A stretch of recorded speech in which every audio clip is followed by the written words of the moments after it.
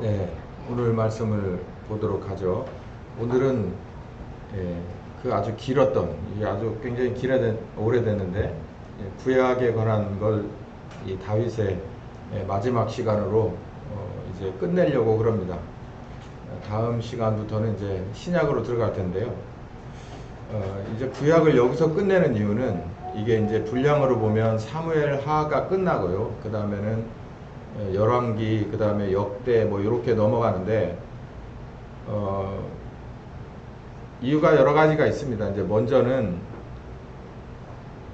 크게 봤을 때 이거다라고 하는 게 없어요. 인물이 없고 그냥 비슷한 패턴으로 이스라엘이 이렇게 포로 잡혀 들어가고 암흑기로 들어가는 거예요. 그래서 이제 누가 먼저 더 악하냐, 더 많이 악하냐 이걸 그러는 것처럼 그렇게 이스라엘의 역사도 그렇게 이제 쇠약해가는 그런 거라서 그 중에서 무슨 인물이 이런 인물 저런 인물 뭐 한두 인물이 있는데 그 사람들을 부각시키기에는 시간이 좀 모자라고 그래서 다윗 이 정도로 하고 이제 신약으로 넘어갈까 합니다. 그래서 필요하신 분들은 읽어보시면 여기까지는 이제 저하고 같이 왔으니까 다 숙지하셨다고 보고 그 다음에 이제 열왕기 상하 그 다음에 역대 상하 요 정도 읽으시면 이제 이스라엘의 왕에 관한 얘기는 이제 다 거기 나와 있어요. 그리고 이제 그 뒤로는 이제 선지서입니다. 선지자들이 나와서 어느 시대 어느 왕의 시대에 선지자 어떤 사람이 와서 이런 얘기들을 주로 했고 그때 시대적 배경이 어땠고 이러려면 이제 아주 전문적으로 공부를 해야 되고 그 배경도 잘 이해를 해야 됩니다. 정치적인 상황도 이해해야 되고 또 경제적인 것도 이해해야 되고 많이 그래야 되는데 그런 것들은 이제 필요한 대로만 제가 발췌해서 어떤 말씀의 맥락에 입각해서 그 부분을 주목해 드리는 이런 식으로 쓰려고 그래요. 그래서 뭐 이걸 전체적으로 하게 되면 사실 구약 강좌가 되기 때문에 전 거기까지도 잘 모르고요. 솔직히 필요한 것만 합니다. 다 제가 어떻게 알겠어요. 거기 자신이 없고 나중에 필요한 부분만 확대해 드리겠다. 그리고 시간적으로도 이제는 구약에 여기 오늘 제목도 나오듯이 다윗에게 한계가 있어요. 그러면 다윗보다도 뛰어난 왕이 어디 있겠습니까? 근데 다윗도 한계를 확 드러내거든요. 가만히 생각하니까 그 뒤로 얘기할 필요가 없더라고요. 다윗보다 난 사람이 없는데 다윗도 볼 때 이런 한계점이 딱 있어서 사실상 흐지부지 되고 이 다윗의 마지막이 썩 좋지 않습니다. 오늘 이제 그 얘기가 나올 텐데 그래서 한시바삐 이 본론으로 들어가야 될 필요가 있다. 그래서 신약으로 들어가야겠다. 그래서 신약을 열기 앞서서 신약이 왜 필요한지에 관한 얘기를 함으로 이제 오늘 순서가 다 끝날 것 같아요. 다윗의 한계입니다. 이 다윗이 굉장히 바로 요 전까지는 그러니까 사무엘하 10장까지는 뭐라 그럴까요? 생기발랄 하여간 왕성한 믿음과 또 힘과 또 하나님이 주시는 권세와 능력과 지략으로 다윗이 정말 이렇게 탄탄대로였었어요. 근데 그 삶이 바닥을 헤매는 건 있었지만 사망의 음침한 골짜기 같았지만 결국은 승승장구하는 모습으로 끝내는 것을 우리 볼 수 있었거든요. 그런데 사무엘하 11장부터 이 사무엘하 24장까지 있는데 한 절반쯤에 오면서부터 다윗이 급속도로 그 위상이 떨어지는 행동을 합니다. 이 참 다윗이 대단한 사람인데 왕으로서 이보다 나은 사람이 없는데 그래서 하나님이 정말 내 마음에 합한 자다라고 정말 공식적으로 선언했는데도 다윗이 여기까지다 라고 하는 그 바닥이 보이는 거예요. 사무엘하 11장에 다윗이 이런 모습이 있습니다.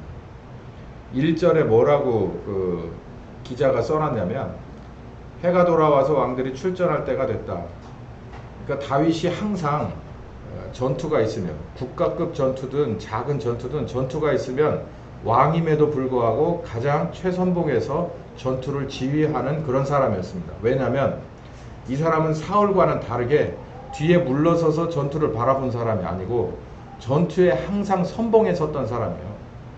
군에서도 이런 사람이 지휘관으로 오면 그 부대는 굉장히 군기가 세고 건강할 수밖에 없어요. 전투력이 굉장히 강합니다. 왜냐하면 아주 전투의 베테랑이 그 부대의 부대장으로 와 있기 때문에 뭐 하나 하는 것에서 숨길 수가 없는 거예요. 마찬가지로 다윗이 그랬어요. 그러니까 다윗의 뒤를 따라다니는 측근들, 그 바로 뒤에선 측근들, 최측근들과 그 측근들이 이끄는 각 부대들은 모두 목숨을 걸은 부대들입니다. 그래서 백성들은 사실상 전투에 참여할 필요가 없었고 다윗을 따르던 아둘람의 400명을 중심으로 해서 목숨 건 사람들이 다윗이 궁에 있을 때나 전투에 나갈 때 항상 핵심이었었어요. 정말 이상적인 그런 왕이죠. 왕이 목숨을 걸어요. 그러니 그 밑에 있는 신하들은 앞다투어서 왕보다도 더 아주 용맹스럽게 싸워서 전사하는 것이 목적인 그런 전투가 이루어지니 매번 승리하는 것은 그건 뭐 말하나 마나죠. 그런데 여기 11장에 보면 이제 좀 쉬고 한 해 전투 끝나고 이 텀 끝나고 다음 텀에 이제 큰 전투가 다시 일어날 때쯤 이제 휴식이 끝나고 나서 해가 돌아와서 이제 전쟁 때가 다시 됐어요. 그래서 싸움을 이제 끝내야지. 그리고서 이제 다시 출전할 때가 돼서 모든 왕들이 다 나와서 국가급 전투가 이루어지는데 그때 웬일인지 이 전투에서부터는 11장에 이 전투에서부터는 다윗이 빠집니다.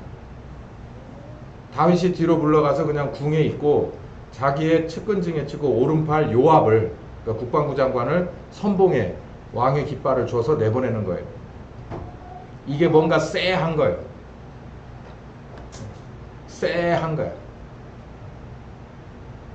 이게 어떤 리더가 이게 참 뒤로 물러가기 시작할 때가 언제냐면 리더가 최소한 자기 밑에 있는 사람들을 다 데리고 회의는 주재해야 돼요.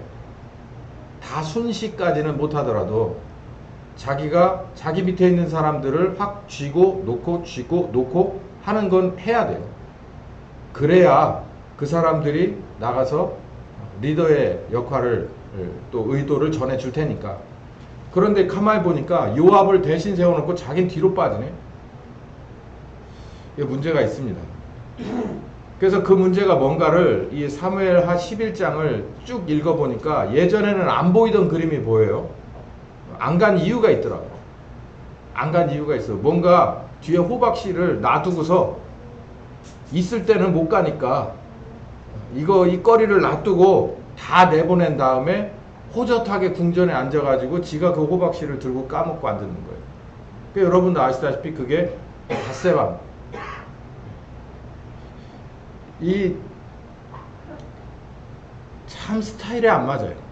다윗이 어떻게 이렇게 야비한 짓을 할 수 있을까요? 저는 이 사무엘하 11장을 다시 보면서 저렇게 어린애들 시절에 때부터 뭐 지금에 이르기까지 이 스토리를 골천 번은 제가 들어왔고 뭐 설교도 기백 번은 했을 거고 여기를 이 예화를 또 이 장면을 얼마나 많이 들었겠어요. 근데 여기를 정말 세밀하게 제가 다시 읽어봤더니 야 진짜 성경을 쓴 그 기자들의 그 이 필력이 참 대단합니다. 그래서 좀 어려우시더라도 옛날 고어체인 이 개역 한글판을 한번 읽어보시기를 제가 부탁드리는데 옆에다가 이 현대어 성경을 갖다 놓고 이렇게 비교해가면서 한번 읽어보세요. 그러면 그 필력이 참 사람의 마음을요 찌르기도 하고 어루만지기도 하는데 이 장면에서는요 같이 의분이 솟아오르는데 그 의분이 저뿐이 아니라 읽는 사람뿐만 아니라 하나님 쪽에서도 그랬다고 생각해요. 이건 확신이라기보다는 나름 근거가 있습니다. 성경을 쓸 때는 여러 가지 이 성경에 관한 믿음이 있거든요. 성경이 어떻게 우리에게 왔겠냐라고 할 때 성령이 감동으로 쓰여진 것을 믿는 것이 우리 개신교의 기본적인 성경에 관한 믿음이에요. 그러면 이거 쓸 때도 성령에 감동돼서 이 장면을 쓰지 않았겠어요? 그러니 이 하나님의 의분이 여기 들어있는 거예요. 참 다윗은 이런 사람이었습니다. 그래서 전선을 이탈해가지고 이 뒤에서 하지 말아야 될 짓을 하는데 그게 아주 참 비겁하고 잔인한 짓을 해요. 그래서 여차저차해서 어떤 여인 하나를 주인 있는 유부녀죠. 유부녀를 데려다가 짓거 삼겠다고 하고, 그리고 나서 그 남편인 우리아를 합법적으로 이걸 처분을 해야 되겠는데, 우리아가 자기처럼 그렇게 빈틈이 없네. 아, 진짜 신하 잘 뒀어요. 우리아 같은 신하가 없습니다. 읽어보세요. 여기 참 우리아 대단한 사람입니다. 그래도 불구하고 다윗이 이제 안 되니까 여기까지 아주 밑장을 드러냅니다. 여기는 한번 읽어볼게요. 다윗이 사자에게 이르되 너는 요압에게 이같이 말하기를 이 일로 걱정 말라. 칼은 이 사람이나 저 사람이나 다 죽이느니라. 이겼으면 됐지. 신경 쓰지 마라. 이게 무슨 얘기냐면, 우리아의 아내가 다윗의 아이를 임신했어요. 그러니까 이 우리아를 합법적으로 아내한테 집어 넣어줍니다. 저 전방에 있는 군인을 데려다가 집어 넣어줘요. 근데 이 우리아가 어떤 사람이냐면, 우리아는요 사실 이스라엘의 원래 족속이 아닙니다. 이 햇사람이에요. 주변에서 이민 온 사람이라. 근데 이 사람이 얼마나 결기가 대단했냐면, 자기 군대가 전방에서 목숨을 거는데 내가 어떻게 집에 들어가서 와이프하고 밥 먹고 자냐. 그래가지고 자기가 데리고 왔던 측근들과 함께 성문에서 이제 그 뭐랄까요, 요즘으로 말하면 그냥 노숙을 합니다. 노숙을. 왜냐하면 지 측근들이, 그리고 자기 원래 부대가 목숨을 걸고 지금 전방에 있는데 내가 어떻게 집에 와가지고 휴가를 아내하고 즐길 수 있냐. 그래서 그렇게 왕이 그렇게 하지 말라고 해도 집에 들어가지를 않아요. 그러니까 이게 다윗이 빈틈이 안 보이는 거예요, 우리아가. 그러니까 이제 그런 플랜 B. 그래서 이제 전방에 전화를 합니다. 어이, 국방부 장관, 이거 우리아라는 애를 좀 최전방에 좀 넣어주지. 왜 그러십니까? 이래. 뭐 그러니까 말 만들고 그냥 특공대 해가지고 우리아를 내 앞에다 넣어줘. 그러니까 뭐 백전노장이죠. 요압이 왕이 왜 그러는지를 알죠. 아하, 제가 여기를 읽으면서 요압도 이 다윗이 하는 몹쓸 짓을 알고 있었다고 봐요.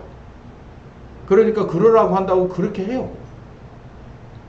그러고 전령을 보내는데 그 장면이 얼마나 잔인하고 저기 한지, 요압이 그럽니다. 전령을 보내는데 가가지고 왕한테 이래저래 해가지고 우리 사상자가 몇 명 났다고 얘기해라. 그러면은 왕이 그럴지도 모른다. 이 정신없는 녀석들 전쟁 한두 번 하나 애들을 어떻게 그렇게 사전거리 안에다 바짝 집어넣어가지고 싸움을 벌이냐. 그러고서 뭐라고 책망을 하거든. 왕이시여, 우리아도 죽었습니다 라고 얘기해라. 그러니까 다 알고 있는 거예요, 이걸. 이 요압도 보통 사람 아닙니다. 결국 이런 일이 벌어지자 숨길 수 있을 것 같았지만 13절에 보면 나단 선지자가 여기서 딱 나와요. 야, 이게 이 나단이라고 하는 사람이 선지자로 나오거든요. 근데 이 사람이 얼마나 대단한 사람이냐면, 다윗 왕이 어떤 사람, 그 다윗 왕의 면전에서 비유를 들어요. 그래서 뭐 양 몇 마리를 가졌는데 이런 양을 뭐 90 몇 마리를 가진 녀석이 양 한 마리 가진 녀석 한 마리 거를 뺏어 가지고서, 그것도 안 되니까 이 한 마리 가지고 있는 이 녀석을 함정에 빠뜨려서 죽였어. 그러니까는 어떻게 생각하냐 너, 이렇게 얘기하니까 다윗이 너 그 어느 놈인지 나한테 대답하라. 내가 그냥 그 찢어 죽여버릴 거야. 이렇게 얘기를 하는 거예요. 그러니까 싹 정색을 하고, 네가 그놈이여.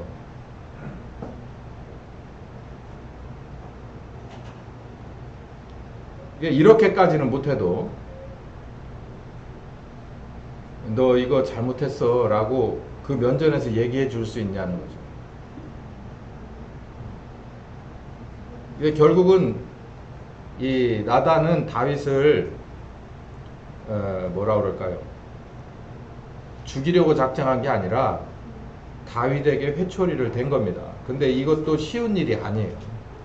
이거 진짜 사실 어떻게 인간적으로 보면 왕에게 쉽게 대들 수 없어요. 더군다나 뭘 가지고 책망하는 거예요. 비공식적으로 왕의 권세를 가지고 사람 하나를 죽인 거예요. 그것도 자기 측근을. 근데 나단도 자칫 잘못하면 죽을 수도 있거든요. 근데 이렇게 용감하게 얘기를 합니다.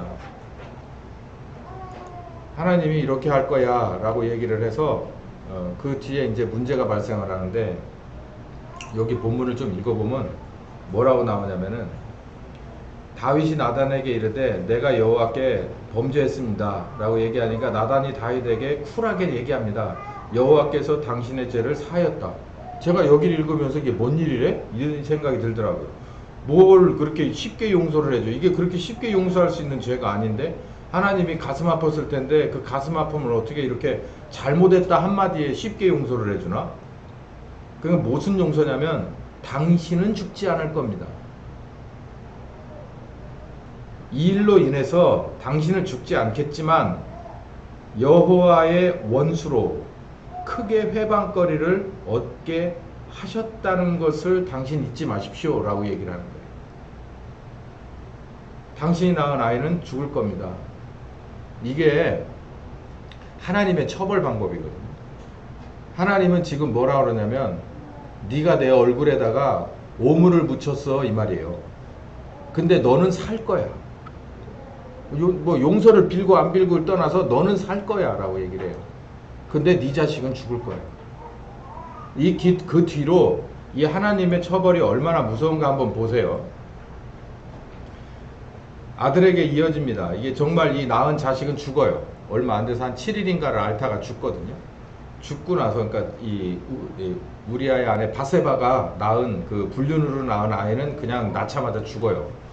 이제 그렇게 해서 끝나는 게 아니고 이 다윗의 자녀들의 이렇게 저주가 내리는데 그 저주가 아주 정말 힘든 저주입니다. 사무엘하 13장부터 이제 이 일이 어떻게 보면 지저분한 집안일이 펼쳐지는데요. 제가 이걸 이렇게 넓은 그림에서 보면서 뭐냐면 이 다윗이라고 하는 사람에게 약점이 있었던 거예요.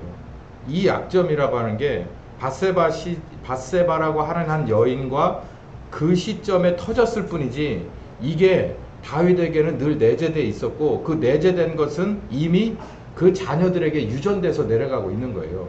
그걸 어떻게 그런 근거로 말합니까? 여기 보세요.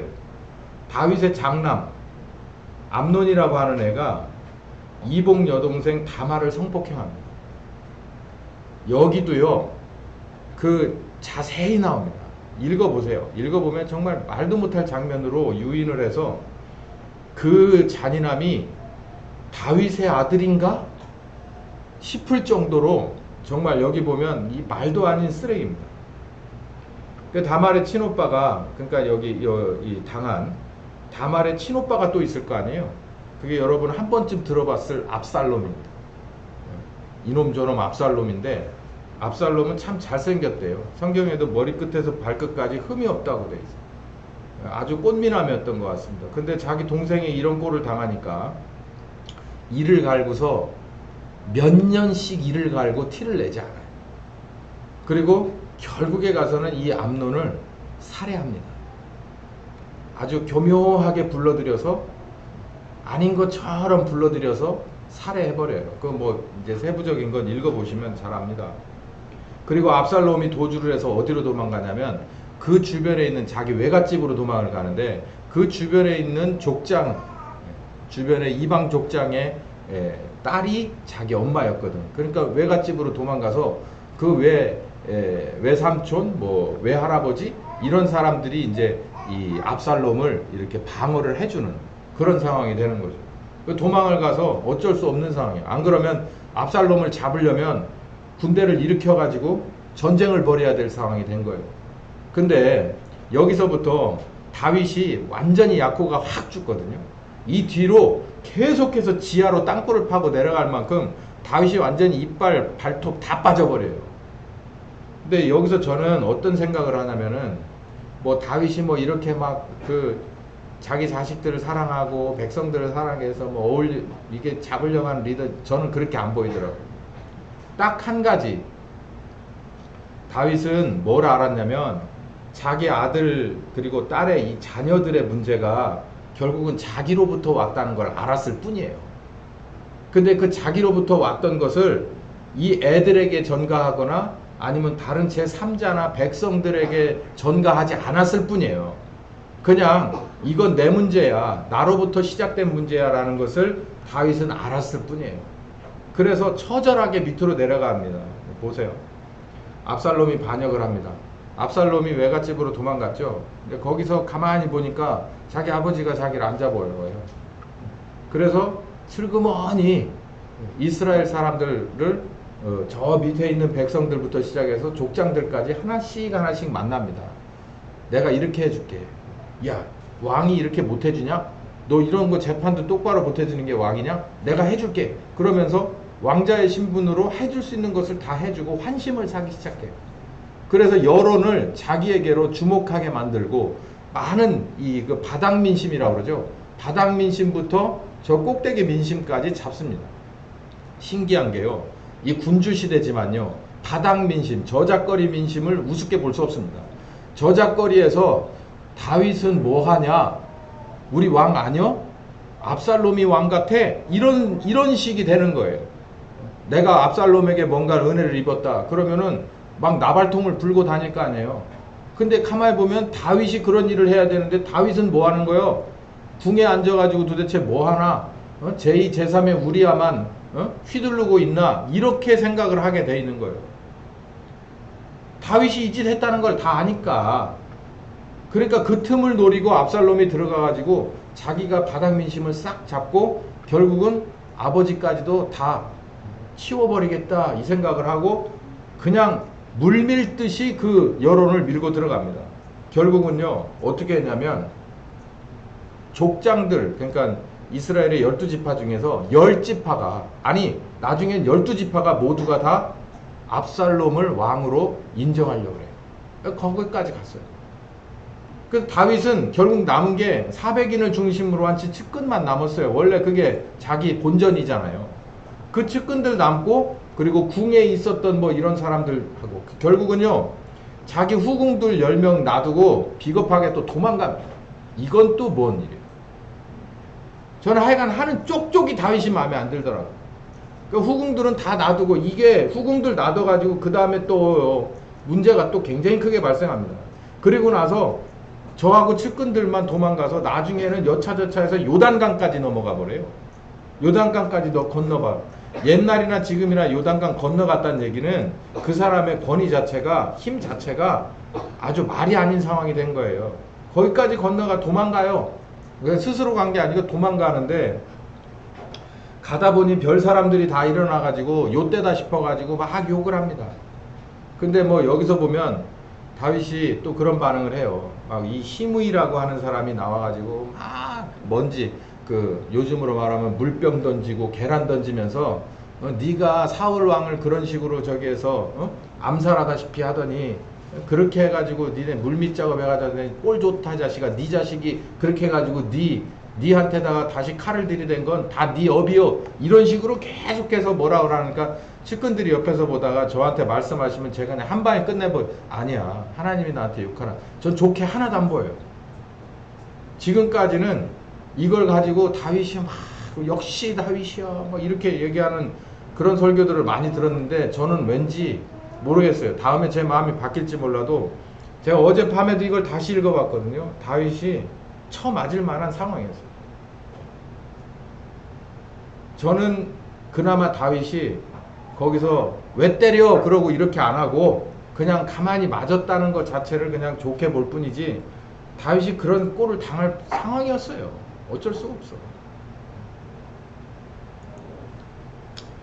다윗이 반응을 보이지 않아요. 그냥 때리면 맞겠습니다. 하나님이 이렇게까지 하라고 하는데 저놈을 통해서 나를, 아들을 통해서 나를 때리고 저 사람을 통해서 나를 저주하시는데 내가 여기서 뭐라고 해봐야 하나님 앞에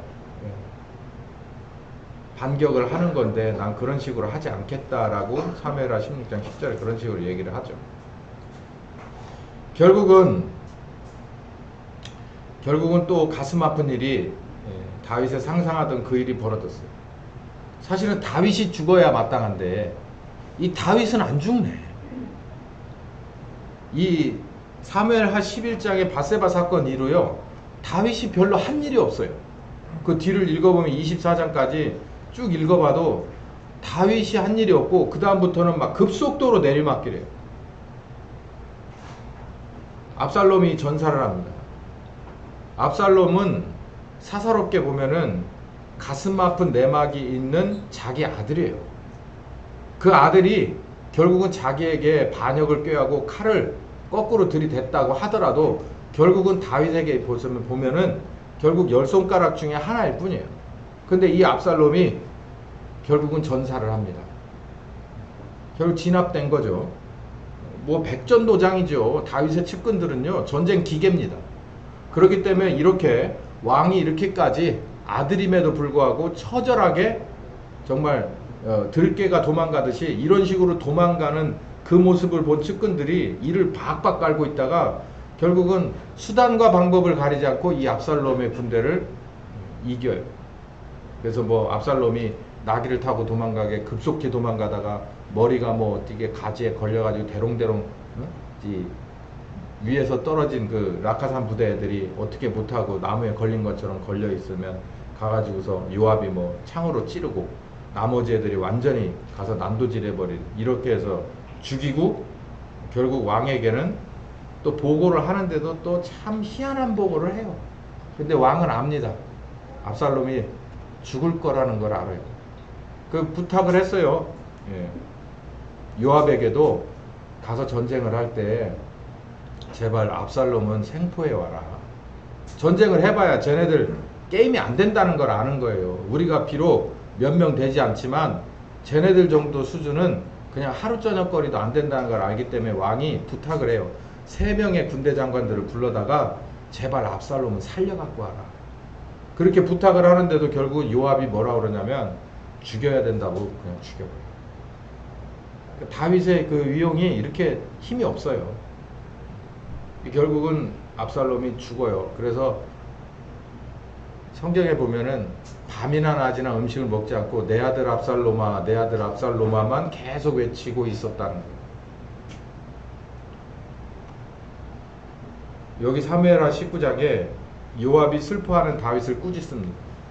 적나라하게 아주 이렇게 돌직구를 하나 날리는데 왕이시여 왕이 이렇게 당신의 아들이라고 해서 반역한 압살롬을 이렇게까지 슬퍼하시면 당신을 위해서 목숨 건 우리는 뭡니까? 거기 진짜 그렇게 써놨어요. 만약에 오늘 저녁 때까지도 당신이 이렇게 질질 짜고 울고 있으면은 아마 여기 이 성에 남은 당신의 측근은 한 명도 없을 겁니다. 이러니까 또 다윗이 또 일어나서 밥 먹어.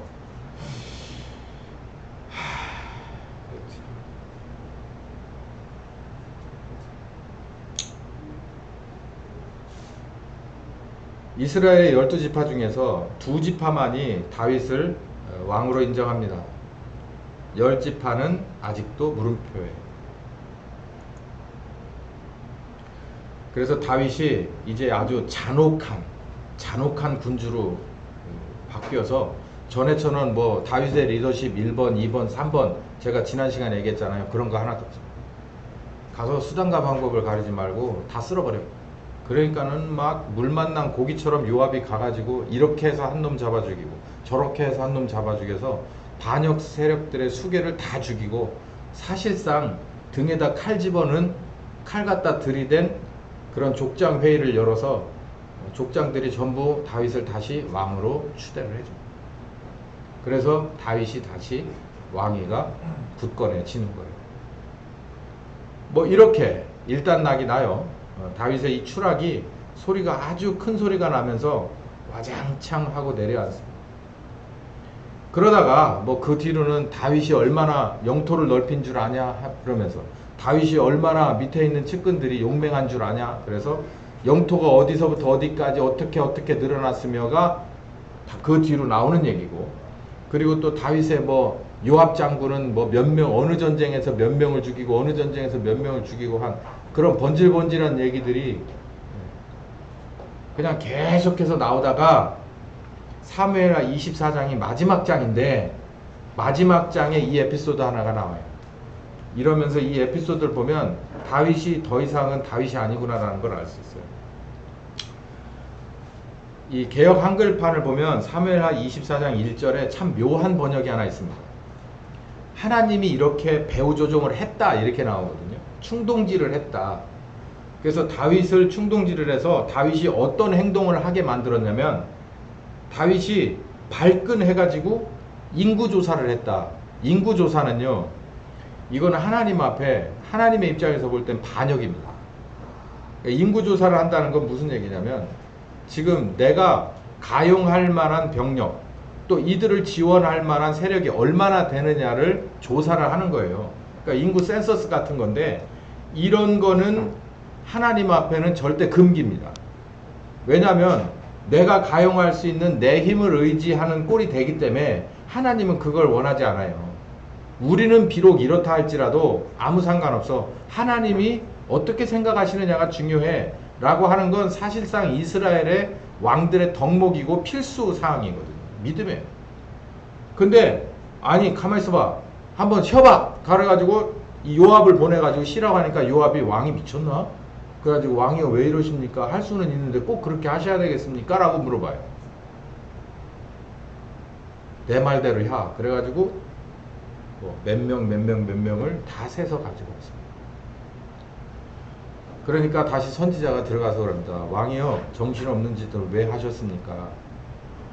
하나님이 저한테 보내서 요 세 가지 중에 하나를 택하라고 하셨는데 7년 동안 이스라엘에 전면적인 기근이 들든지 아니면 당신이 압살롬 때처럼 이스라엘에서 도망자가 돼서 3개월 동안 도망 다니는 꼴을 당하든지 아니면 3일 동안 전염병 이스라엘에 저녁에 전염병이 오든지 이 셋 중에 하나 선택을 하십시오 라고 합디다. 그러니까 또 잘못했다고 뭐 필요 소용없어요. 그래서 결국은 여러분 같으면 어떤 걸 하겠어요? 다윗은 세 번째 걸 했어요. 세 번째 거를 했더니 이게 제일 힘든 거야. 그래서 하루에 7만 명씩 죽어나가. 오죽했으면 하나님이 보다가 됐어 그만할게 그러고 스톱. 그렇게 해서 24장이 끝나요. 다윗이 회개하고 뭐 단을 쌓고 제사를 드렸다. 그렇게 하고 끝나요. 이 마지막 모습이 열왕기 상하를 읽어보고 역대 상하를 읽어보면 대부분 하나님 앞에 범죄하고 그렇게 비참하게 끝난 왕들과 거의 비슷해요.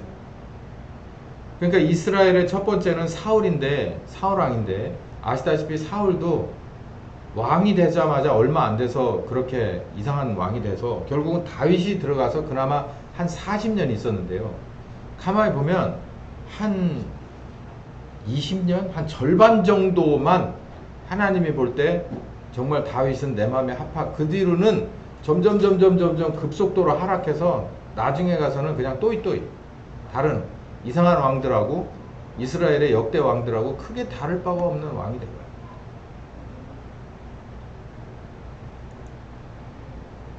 자, 오늘 오후 시간에는 이제 이 다윗을 전체적으로 마치면서 두 가지 얘기를 좀 하려고 합니다. 뭘 얘기를 하려고 그러냐면 다윗은요, 요걸 아셔야 돼요. 여러분, 다윗은 하나님이 의도했던 왕이 아닙니다. 다윗은 하나님이 의도해서 만든 왕정의 그 하이라이트가 아니에요. 왕정 자체를 제가 사무엘 때 여러분 말씀드렸듯이 하나님은 왕정 자체를 원한 게 아니라 굳이 말하자면 사사에 관련된 그런 식의 사람들을 원했어요. 그러니까 하나님이 선택해서 그 사람을 기르고 그리고 이 정도면 되겠다라고 해서 그 한 사람을 중심으로 이스라엘의 방향을 틀고 이스라엘의 비전을 보내줘서 어디까지 그리스도에 관한 그런 비전까지 이렇게 끌어가려고 한 거예요. 그러니까 신약으로 끌어갈 생각이 있었는데 사무엘에게 백성들이 요청을 합니다. 이유가 있었다고 그랬죠. 그 아들들이 그 사사의 직을 잘 이어받지 못해 준비가 안 된 사람들이에요. 그러니까 백성들이 이제 막 노발대발하고 난리가 난 거예요. 우리도 차라리 왕을 다른 데처럼 왕을 뽑아달라.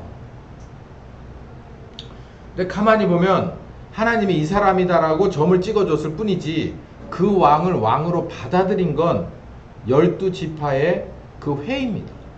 그 사람들의 회의예요.